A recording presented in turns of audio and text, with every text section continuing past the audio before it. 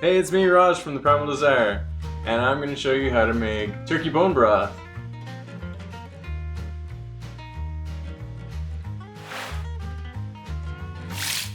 Okay, we've got our turkey carcass ready to go. First things first, we're gonna put all the bones and scraps on a cookie sheet with a rack, space them out evenly. You can actually toss these in oil and season them with some salt and pepper. If you haven't already seen our turkey in under 30 minutes video, check that out here.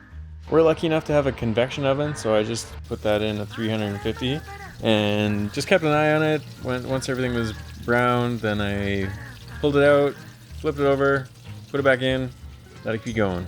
Once everything was cooked and brown, into the Instant Pot. We have a nice little mesh tray that makes making broth super easy, because you just throw everything in there, and once it's all done, pull it out. You don't have to worry about straining everything. It's just done in one quick move. So in with the carcass and bones was some mushrooms, bay leaf, some more salt, a sprinkle of peppercorns, and if you've got any vegetable scraps, throw that in there as well. And then when you're filling the water, make sure that you don't go past the 1/2 to 3/4 mark. You can use the soup function or the manual high pressure function and program for as little as 45 minutes, but you can put it in there for hours if you've got the time. And when she's done, like I said, you can just pull out that strainer and you are golden. You'll notice that if you go for a few hours, that those bones will be so soft, you'll pull out like all the goodness from it. It's great. You'll be able to just mush the bones between your fingers. I think that's what bone meal is. Maybe you can use that for your plants.